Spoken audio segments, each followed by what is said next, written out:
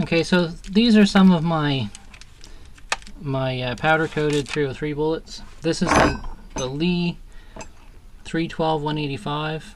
The powder coat adds about 2.5 thou, which makes it perfect for 314 diameters. So I'm only sizing about 1/2 thou, and it's not really messing up the coating. The bullets come out looking great. I always use aluminum gas checks from Sage Outdoors.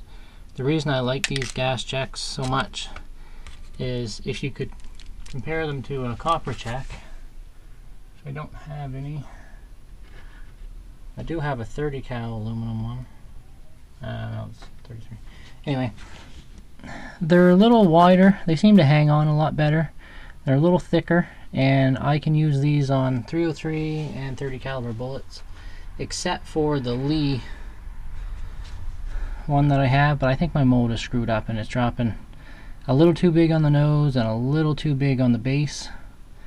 So I'm gonna get a new mold. I'm gonna get a Ranch Dog mold. Now I don't have any non-stick stuff yet, but I sprayed this down before I snapped the bullets into it, and they come out pretty good. That one had some stuck to it, but for the most part they come out pretty good. You're always going to get that one little piece on there, but that'll pull right off. Before I was doing this, it would rip half the friggin' thing up every time. But they're working pretty good. I'll change the angle here and I'll show you these before and after sizing. Zoom in a bit.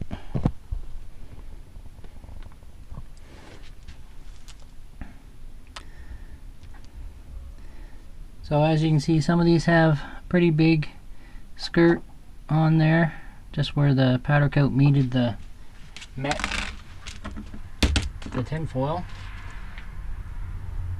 And we just gas check these as we normally would, and that little piece will get sheared off and you'll get a bullet that looks just like that. Notice there's a little bit of dirt around the bottom. That's just out of the dye. It wipes right off. And that's a nice looking little bullet.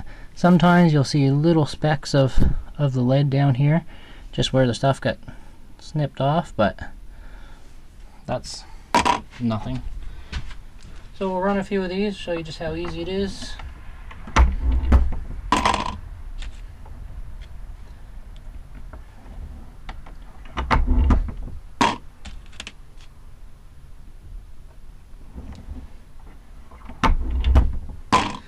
So I think there's going to be a lot of powder coating in my near future.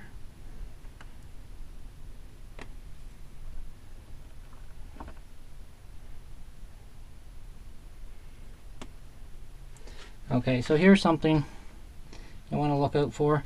This bullet wasn't setting in there quite right, and got powder coat down on the gas check shank.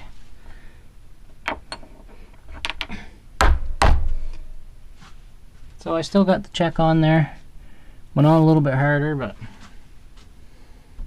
that's alright.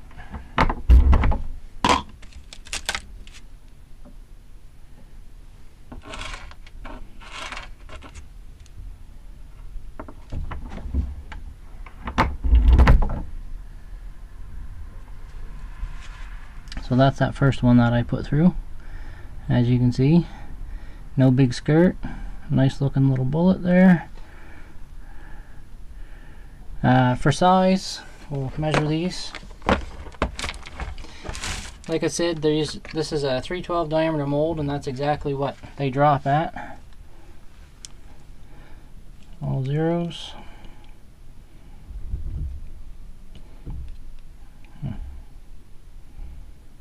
So 313 there.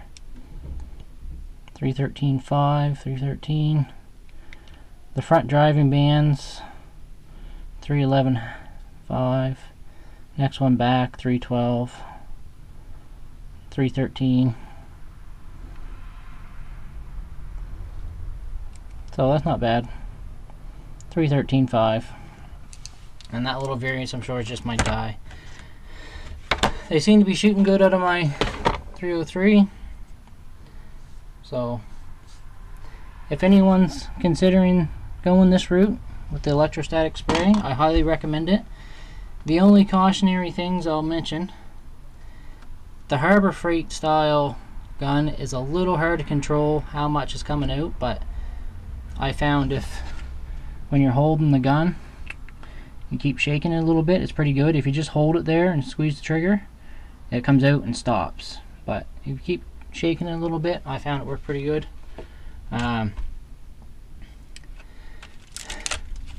When you do this, when you heat treat these and then put them in the oven will remove the heat treating, so you end up with a softer bullet. And like with most soft bullets, most lead bullets in general, I guess, the seating plug in your die, sometimes it will mark it up a bit, which is what's happening to me. I've ordered a couple things to take care of this. I've ordered new seating plugs, which I'm going to fill with epoxy and just let a bullet come up and rest on it, so it gets a good, perfect impression of the bullet. And I've also ordered a bunch of 8mm expanders for the full-length size dies, and I'm going to take those and just put them in a drill and run them in some sandpaper and get those down so my die is opening the brass up a lot more than it used to, so it doesn't need as much pressure. I've got a 310 one in there now, which works pretty good, but it's still leaving a little bit of mark. I'll try a couple different sizes. I'll try some 312, and I don't think it's going to make a difference in accuracy, but if it does, I'll go back again. Anyways, thanks for watching, guys. Hope this little video helped somebody out, and happy shooting. Thumbs up for powder coat.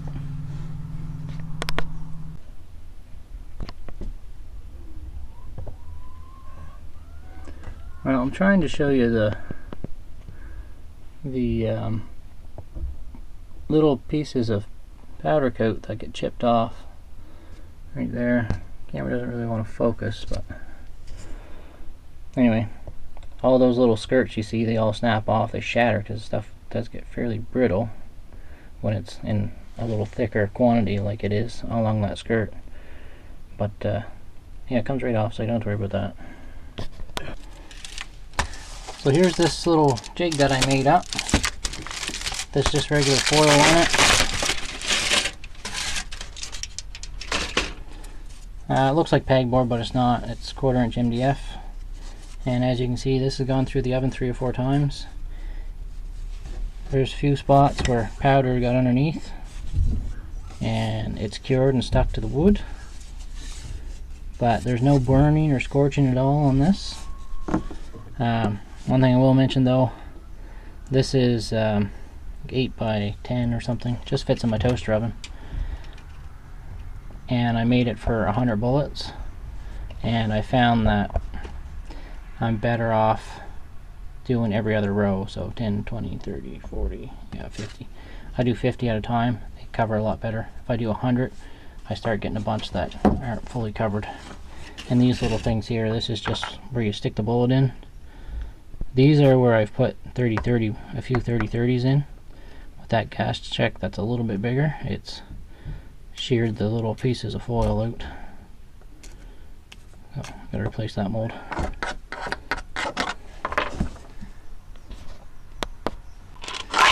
Okay, so here's that little batch that I just did up. Not very many of them there. As I was saying, they look a little dirty, but you just give those a rub. Comes right off. If you even want to do that. I just put them in a piece of paper towel or shop towel.